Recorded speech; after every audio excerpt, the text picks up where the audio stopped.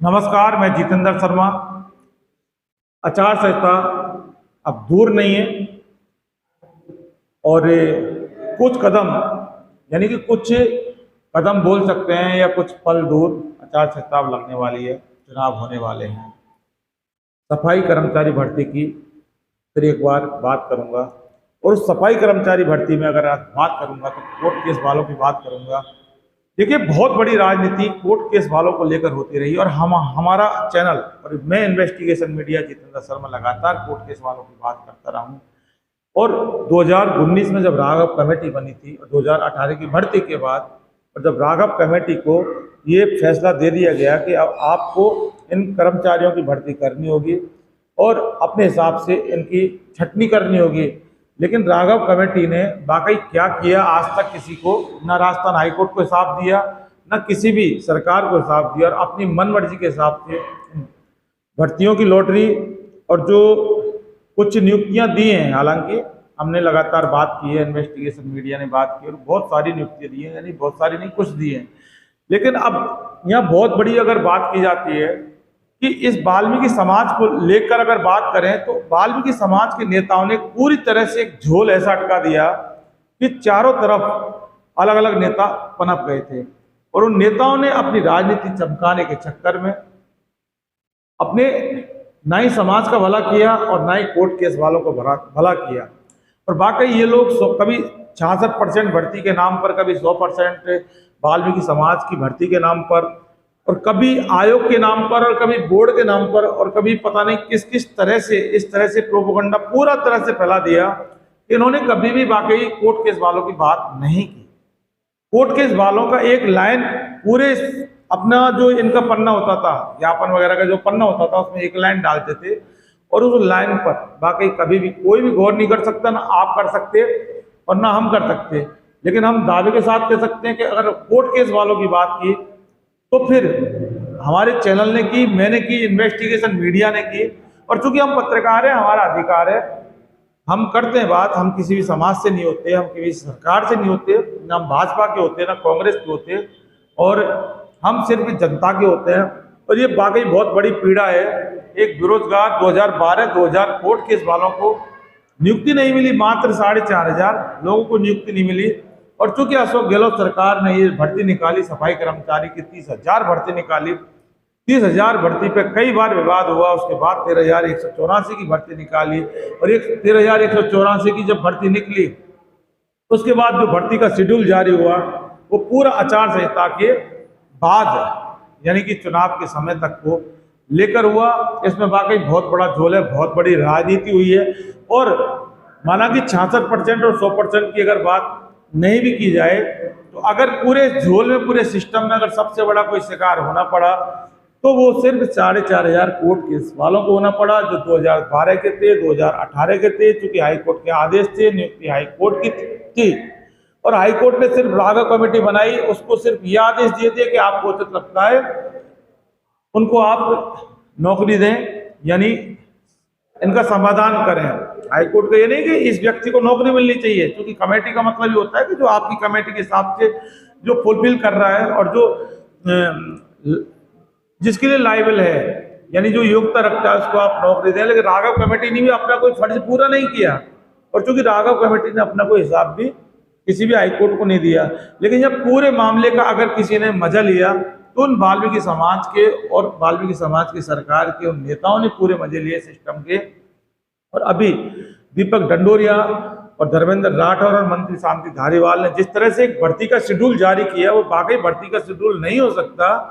और क्योंकि जब आचार संहिता लग जाएगी तो कहाँ कौन सी भर्ती होगी, ये सोचने वाली बात है। लेकिन सारे सिस्टम में अगर किसी का नुकसान हुआ तो उन अभ्यर्थियों का हुआ जिनकी नियुक्ति हो चुकी थी और राजस्थान सरकार ने एक आदेश दिए थे। और यानी कि राजस्थान हाईकोर्ट के आदेशों की पालना अगर राघव कमेटी नहीं करती है तो उसके बाद कितने बेरोजगारों का नुकसान होगा और कितने अभ्यर्थी ऐसे हैं जिनको नियुक्ति के आदेश हो चुके लेकिन उनको नियुक्ति वाकई सिस्टम ने नहीं दिया, राघव कमेटी ने दिया। सबसे बड़ा सवाल है कि इसका दोषी कौन है और अगर दोषी है तो उसको सजा कौन देगा। अगर राघव कमेटी ने कोई भी किसी प्रकार का इस तरह का अगर दोष माना जाए तो उस राघव कमेटी को कौन सजा देगा, जो जिस राघव कमेटी का गठन राजस्थान हाई कोर्ट ने किया, और 4,500 कोर्ट केस वालों में से माना कि कुछ 100, 200, 300, 400 उनकी नियुक्ति मिली है।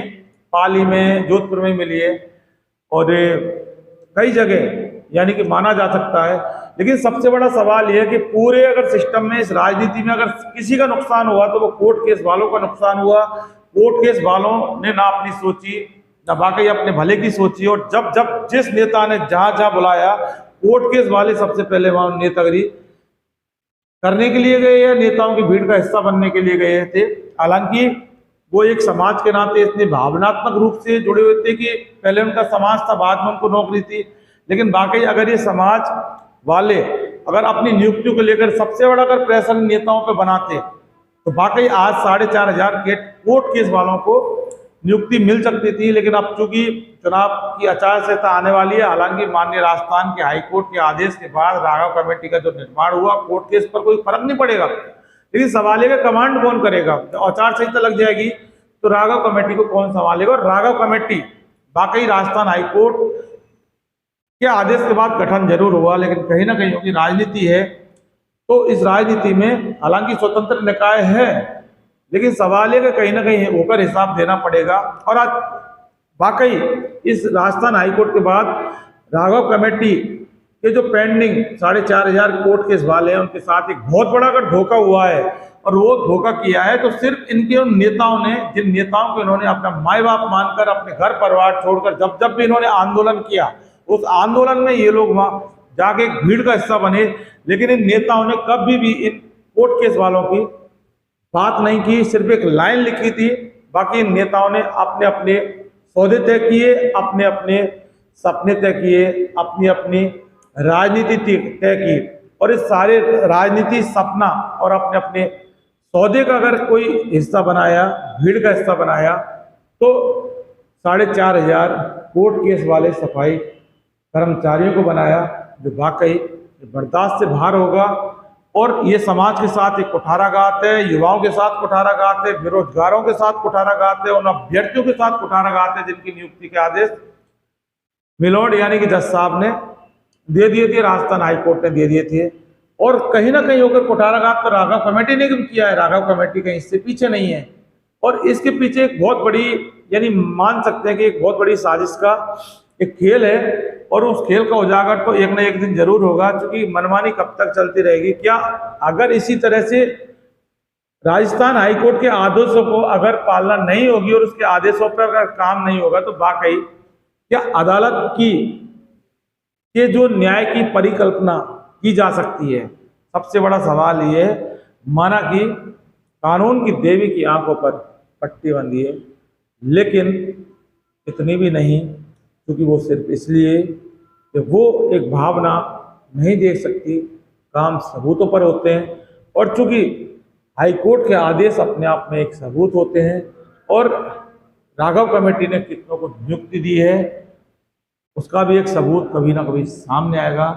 और कमेटी और हाईकोर्ट ने जो किया किया, लेकिन आज सबसे बड़ा जो एक दस्तावेज सामने है तो उन नेताओं का जिन्होंने सिर्फ बेरोजगारों को एक भीड़ का हिस्सा बनाकर अपनी राजनीति चमकाई, और उसका अगर नुकसान हुआ तो वो सिर्फ आपका, आपके युवाओं का, आपके बच्चों का, आपके भविष्य का, यानी कि 4,500 कोर्ट केस वाले वंचित सफाई कर्मचारियों का, जिनको अभी तक नौकरी नहीं मिली। दोस्तों, नहीं कहूँगा कि मेरा चैनल सब्सक्राइब कीजिए, मत कीजिए, लेकिन चूंकि मैं बात करता रहता हूँ और मुझे बात करनी है और हमेशा करता रहूँगा। सवाल यही है कि बहुत सारे लोगों को पता नहीं किस किस तरह की तकलीफ होती है, उसका इलाज हमारे पास नहीं है। क्योंकि हम बात करते रहेंगे, हम आपको भी बता, तकलीफ वालों को भी हम बता देंगे, हम बात करते रहेंगे, क्योंकि हम आपकी बात तो करते ही हैं, इसलिए आपको तकलीफ होती है। लेकिन सबसे बड़ा हमारा एजेंडा होता है और हमारा मकसद होता है बेरोजगार युवाओं की बात करना हमारा होता है। आपकी बात करना बहुत बड़ा हमारे लिए जरूरी नहीं होती है, लेकिन जहाँ बेरोजगार और ये जो जिस तरह के युवक जिनको आप लूटते और जिस तरह से घसीटते हैं, उनका भविष्य आप खराब करने में लगे हैं, तो आपकी बात करना हमारे लिए बहुत जरूरी होता है। क्योंकि हम पत्रकार निष्पक्ष हैं, किसी भी सरकार से नहीं, ना बीजेपी से, कांग्रेस से, और हाँ, इतना जरूर कहूँगा कि इस वीडियो को आप एक बार फिर अपने दोस्तों परिचितों को शेयर करें, जिससे कि वो लोग देखें। और आप शेयर करते हैं ना, इसका नतीजा मिलता है, लोग देखते हैं तो वो भावनाओं को समझते हैं और अपनी भावनाओं की कदर करते हुए आपके जस्टिस के लिए, आपके फायदे के लिए कमेंट बॉक्स में कमेंट जरूर डालते हैं, जिससे कि उनकी बात जनता के सामने पहुंच जाती है। फिलहाल के लिए बस इतना ही। नमस्कार।